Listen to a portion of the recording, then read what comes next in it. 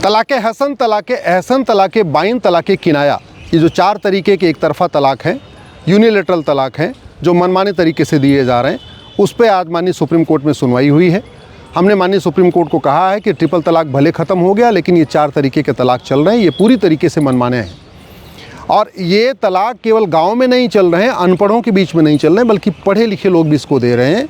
उदाहरण के लिए अभी एक जो याचिका करता है बेनज़ीर, वो पत्रकार हैं, उनके और हस्बैंड जिन्होंने दिया है उनको तलाक़े हसन, वो एडवोकेट हैं, और उन्होंने खुद दिया भी नहीं है, जो नोटिस दिया उस पर खुद के सिग्नेचर नहीं है।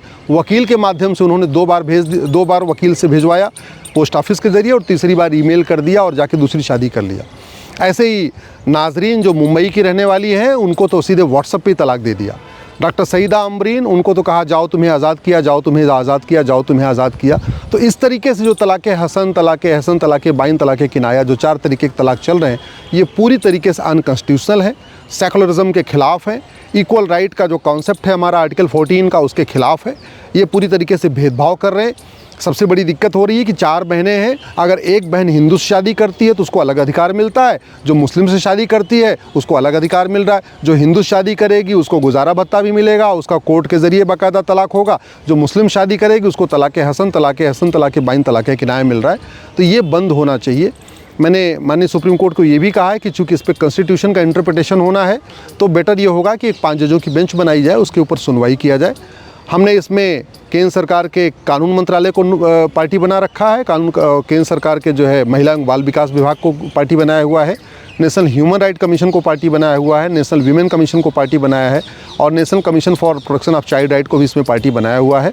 सबको नोटिस जा चुकी है। मामला ये 2022 से मामले कोर्ट में पेंडिंग है। माननीय सुप्रीम कोर्ट ने कहा है कि 2 सप्ताह के बाद इसके ऊपर फिर सुनवाई करेंगे, और हमने यही मांग किया है कि देश में बहन बेटियों के साथ भेदभाव बंद किया जाए। ग्राउंड्स ऑफ डिवोर्स, जिस ग्राउंड पे डिवोर्स होना है वो कॉमन होना चाहिए, सबके लिए होना चाहिए। प्रोसीजर ऑफ डिवोर्स, अगर कोर्ट के ज़रिए डिवोर्स होना है तो सबका कोर्ट के ज़रिए हो, आपस में बातचीत करके डिवोर्स होना है तो सबका आपस में बातचीत करके हो। जो भी प्रोसीजर हो वो हिंदू, मुस्लिम, पारसी, ईसाई का अलग अलग नहीं होना चाहिए। प्रोसीजर ऑफ डिवोर्स सबका कॉमन होना चाहिए।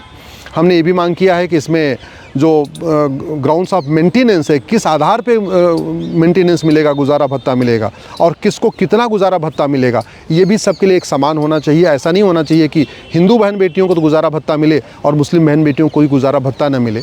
ऐसे ही बच्चों के जो देखभाल का अधिकार है, बच्चों का जो मेंटेनेंस है, उसके लिए भी एक कॉमन फार्मूला होना चाहिए, यूनिफॉर्म सिस्टम होना चाहिए। तो grounds of divorce, procedure of divorce ये कॉमन हो, grounds of maintenance, procedure of maintenance common हो। मेंटेनेंस कितना देना है ये भी फार्मूला सबके लिए तय होना चाहिए। ऐसे नहीं होना चाहिए कि हिंदू सेम उतना ही, अगर मान लीजिए हस्बैंड 20,000 रुपये कमा रहा है तो हिंदू महिला को तो मिले और मुस्लिम महिला को ना मिले। ये बंद होना चाहिए। सभी चीज़ों को सुनने के बाद माननीय सुप्रीम कोर्ट ने कहा कि 2 सप्ताह के बाद इसके बाद फिर सुनवाई करेंगे, इस पर फाइनल हियरिंग करेंगे।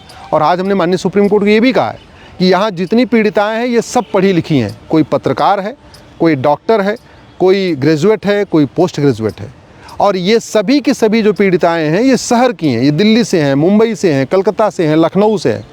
तो माननीय सुप्रीम कोर्ट को इस बात को भी ध्यान में रखना चाहिए कि रूरल एरियाज़ में क्या हो रहा होगा, बंगाल के मुर्शिदाबाद में क्या हो रहा होगा, असम के बॉर्डर पे क्या हो रहा होगा, झारखंड के जो रूरल एरिया वहाँ क्या हो रहा है। अगर शहरों में इस तरीके से तलाक दिया जा रहा है कि जाओ तुम्हें आज़ाद किया, जाओ तुम्हें आज़ाद किया, जाओ तुम्हें आज़ाद किया, और तलाक हो जा रहा है, तो ये जो सिस्टम चल रहा है जो एक तरफ़ा है, बहन बेटियों की इज़्ज़त के ख़िलाफ़ है, उनके सम्मान के ख़िलाफ़ है, कोई उनको प्रोटेक्शन नहीं है। इसको बंद किया जाए और भारत में एक यूनिफॉर्म सिस्टम लागू किया जाए, एक सबके लिए एक समान नियम कानून लागू किया जाए। अब 2 सप्ताह के बाद इसके ऊपर फिर सुनवाई होगी।